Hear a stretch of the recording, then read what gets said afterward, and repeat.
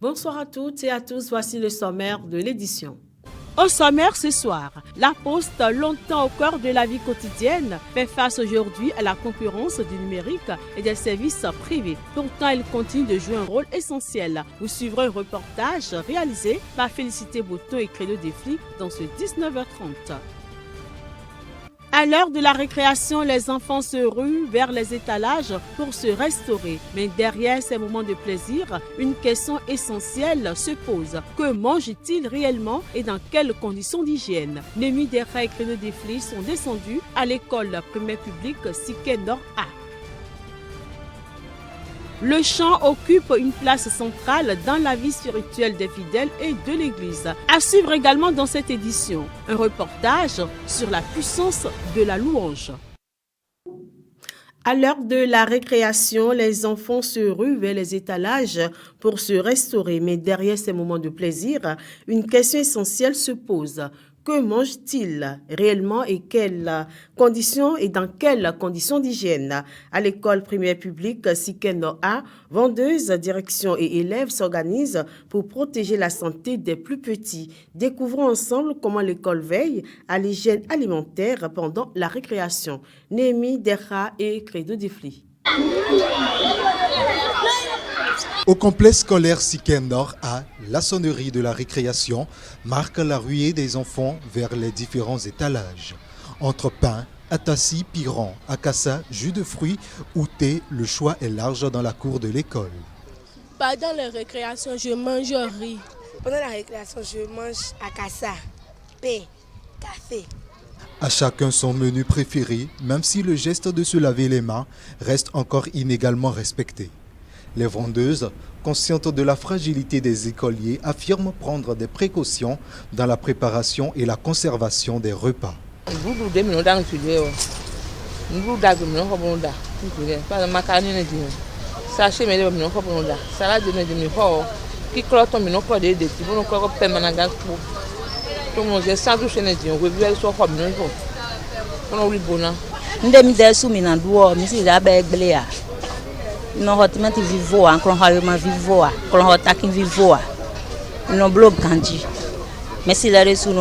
Mais au-delà des efforts individuels, une organisation veille au respect des règles par toutes les vendeuses.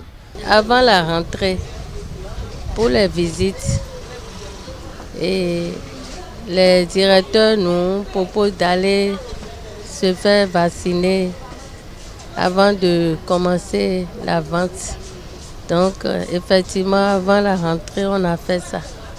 Et les papiers sont à jour. Pour l'administration, la vigilance reste de mise afin d'éviter tout risque d'intoxication ou de maladie. Une année scolaire réussie commence par une alimentation saine et équilibrée. Et l'État a mis en œuvre des moyens, des principes ou pratiques pour sauvegarder la santé publique en général et celle de nos apprenants dont nous avons la charge en particulier, en créant la police sanitaire et environnementale et qui, en collaboration avec les directions départementales des enseignements maternels et primaires, sillonne les écoles et afin d'inspecter, de contrôler et de faire des enquêtes et sur ce que les bonnes dames, c'est-à-dire nos vendeuses, vendent à l'école. Au complexe scolaire Siké Nord A, l'hygiène alimentaire des enfants repose sur la responsabilité partagée. Vendeuses, direction, mais aussi élèves eux-mêmes. Parce que bien manger, c'est avant tout bien grandir. On parle à présent de la Poste.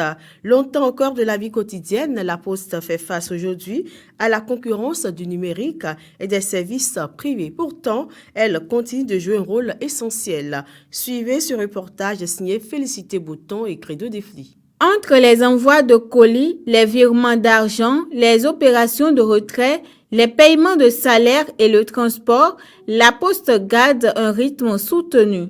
Pourtant, beaucoup s'interrogent. La Poste a-t-elle encore sa place dans un monde de plus en plus connecté? Il y a beaucoup de personnes à l'avènement des nouvelles technologies de l'information et de la communication en 2000 qui pensaient que la Poste allait disparaître d'accord, avec le digital.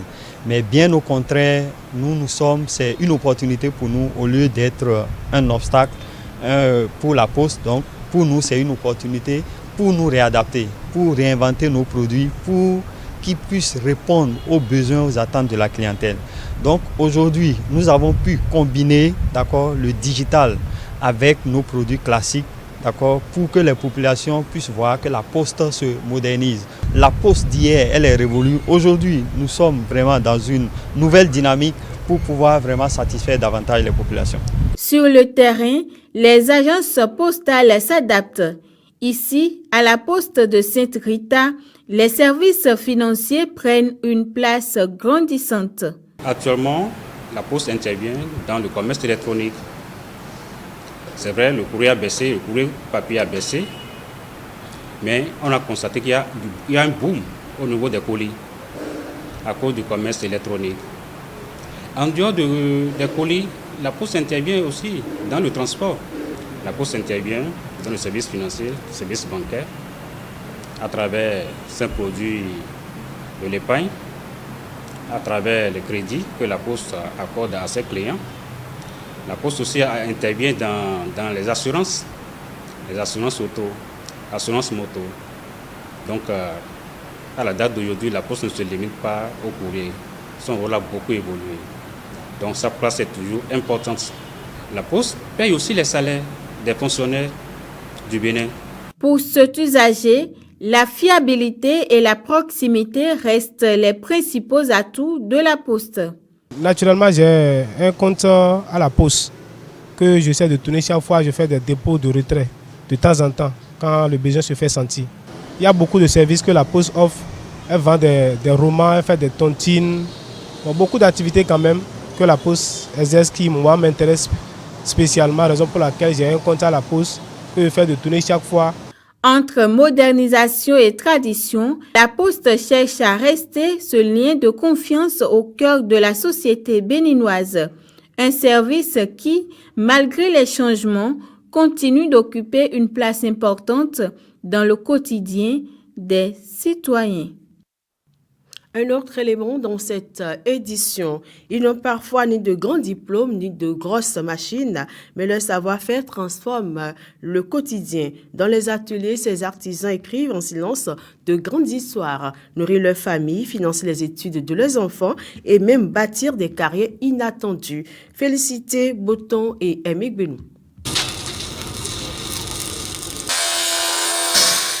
Ces scènes, on les voit partout au Bénin. Des milliers d'artisans, mécaniciens, soudeurs, peintres, vitriers, tailleurs, coiffeurs, vulcanisateurs, menuisiers, pour ne citer que ceux-ci, exercent des métiers souvent considérés comme modestes. Les gens disent que quand un enfant, on dit à un enfant, va à l'apprentissage, c'est comme si cet enfant est un délinquant, un têtu, un illettré. C'est comme si on le jette là-bas pour pouvoir se libérer. Et pourtant, ce sont de véritables piliers économiques et sociaux qui financent des études, construisent de grands projets.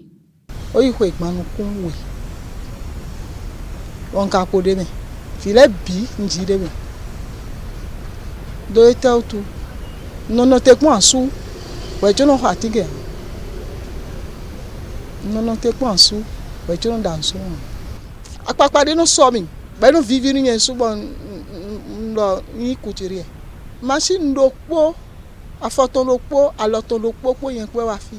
Il doit y avoir quoi, fille de vos dimanches, nous allons encore là, mais du moi, nous couture, perdre des peu ou un bleu de quoi, non va pour économie, on dit, non va Honda, mais caca, bando le leg, bédi. Vous non grâce ou rien là. Azo un point là, on a nous vite quoi si t'es quoi. Mais on a quelqu'un, mais y a nous y a besoin ouais. Azo un point mais y a village azo mais il est nous azo mais quoi nous uniforme mindement nous devons y a besoin ouais. Non sous azo mais quoi nous fiquer jason non sans quoi le tout étant et non il te topé Donc on te pense un chobo, problème tchelea. Donc on est warmio et support. Grâce à ce métier, j'arrive à scolariser mes enfants. J'ai une famille. Par la grâce de Dieu, nous ne sommes plus en location aujourd'hui. On vit quelque part. L'ouvrier est respecté aujourd'hui. Et je suis très fier de ça. Invisible mais indispensable, ces artisans prouvent chaque jour que les petites mains peuvent bâtir de grandes histoires. De plus en plus de croyants disent que la foi est avant tout une affaire personnelle et qu'on peut être chrétien sans mettre les pieds à l'église.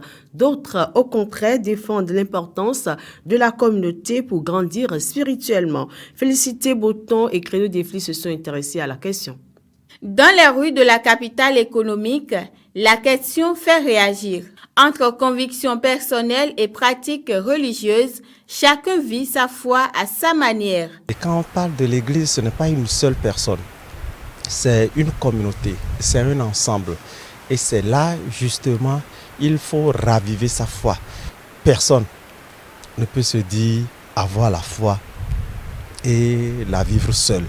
Donc l'église est nécessaire pour faire grandir dans la foi. Du moment où j'ai reçu Jésus dans ma vie et je suis chrétienne, je vais vivre ma foi. Je dois vivre ma foi dans une communauté chrétienne parce que je dois m'édifier. D'abord, c'est une relation personnelle avec le Seigneur. Mais être en relation avec le Seigneur seul, en lisant la Bible seul dans sa chambre, ne vous suffit pas pour dire que j'ai la foi chrétienne. Oui, parce que vous n'avez pas la science infuse. Et ce n'est pas sûr que vous puissiez comprendre la Bible seul vous-même. Pour le faire, c'est souvent dans une communauté, dans une église, dans une assemblée, où il y a des frères. Donc la foi chrétienne personnelle ne suffit pas. Il faut être dans un groupe pour s'édifier plus, pour avoir encore d'autres connaissances de plus. Ça vous permettra d'enrichir votre foi chrétienne. Selon le pasteur Saturnin Kotoki, la foi seule peut être un point de départ, mais la maturité spirituelle se construit dans la communion fraternelle, le partage et l'accompagnement. Ceux qui disent que la foi c'est dans le cœur, ils n'ont pas besoin d'aller à l'église pour être un bon croyant, ont des risques. Le risque ici, c'est la faiblesse spirituelle. Vous savez, quand je suis dans mon coin seul, mais je m'auto-gouverne. Et dans cette autogouvernance, il y a des choses qui peuvent m'échapper. Vous savez, aucun humain n'est complet en lui seul. Donc, les apports des uns et des autres vraiment vont te permettre de savoir que tu es dans l'erreur. Non, ce que tu fais là, c'est bon. Tu peux continuer. Non, ce n'est pas bon, etc., etc. Alors donc, si des gens pensent vivre leur foi seuls, vous allez les voir dans les égarements d'autres nous. Et l'absence même d'encouragement. Vous voyez, quand tu fais quelque chose que la communauté t'encourage, tu es content, tu continues. Mais s'il n'y a personne qui te motive, s'il n'y a personne qui t'encourage, mais progressivement, tu vas commencer par dégringoler.